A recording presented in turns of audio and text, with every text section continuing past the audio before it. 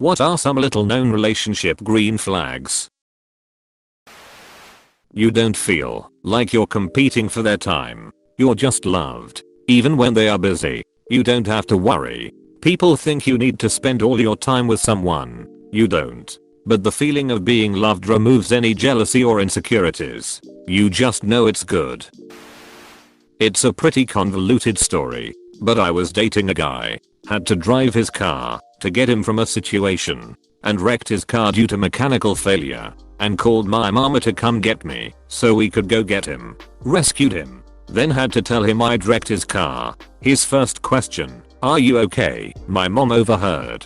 That one's a keeper. Apostrophe. I've told this story before, but a week or two into dating my boyfriend, I was driving to work and one of the wheels fell off my car on the highway. I pulled over to the side of the road and called my boss and a tow truck, and then texted my new beau just for comfort. He asked where on the highway I was and said he'd be right there. Without hesitating, when he showed up and ran across the busy highway and scooped me up into a hug, I felt so loved and safe and thought, oh shit, this could be the one. Apostrophe. If it's a chore you both hate, you do it together. My late husband and I both hated folding laundry, but it had to be done, so we always did it together. Made the chore less of a pain. My dad did that with us growing up. Anytime he needed to run errands or do housework, he would ask me or my brother to keep him company and talk to him.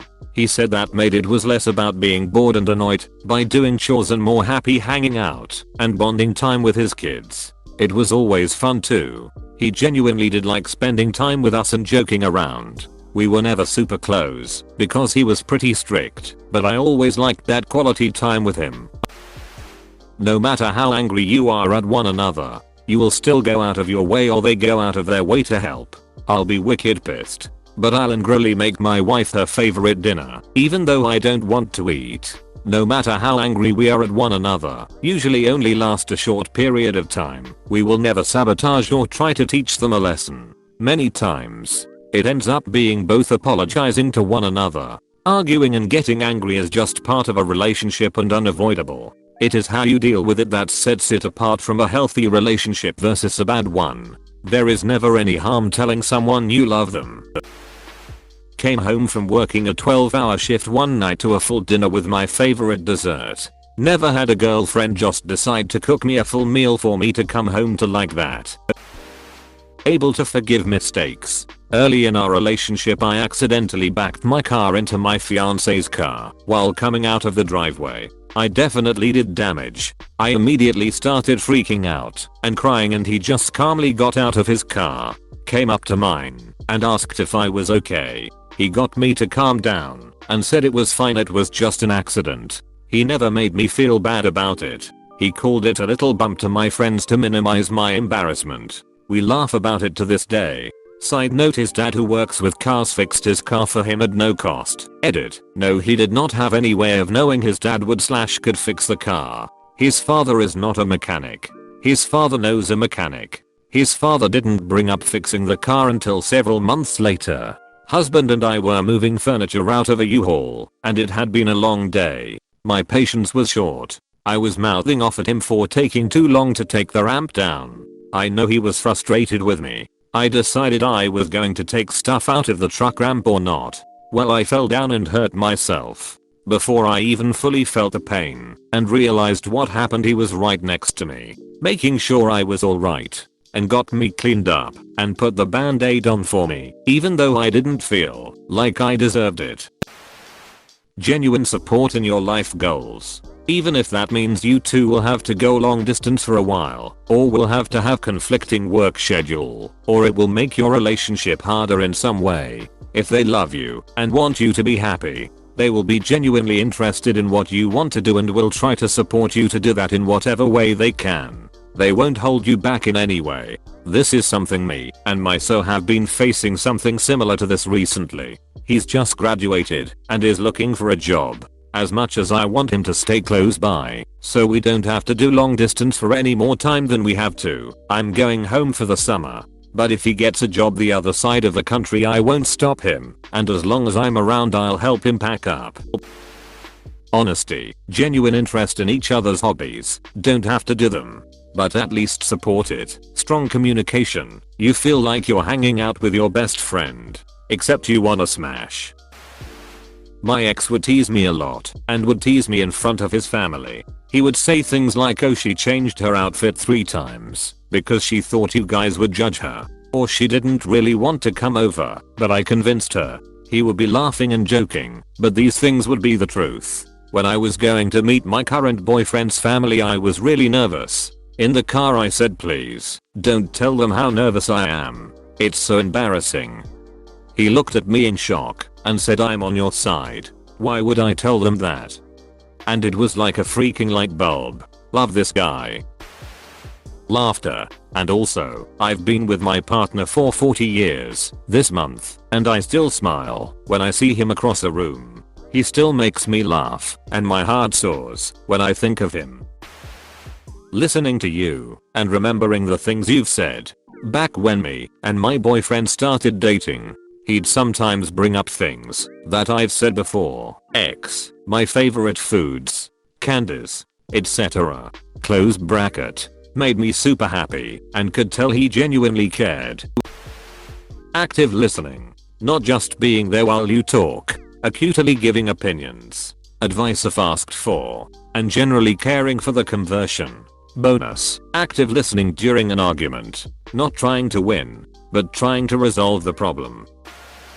You don't feel like they are playing games. Communication is direct, and you don't feel too nervous about what you should or shouldn't do or say. And you're not worried about what they do or don't do or say. Some butterflies is normal, of course. Edit. To clarify, my point here is it's possible to meet someone who, right from the beginning, you're not overly concerned about your interactions. You don't have to think too much about what to text them or when. Same with calls. They don't leave you wondering about when they will respond to you and what delaying means. They don't say or do cryptic things that you have to go home and call in a panel of friends to analyze. This is not to say that, in the beginning, you shouldn't take care to be on your better behavior and not to overshare. This is not game playing. It's being considerate.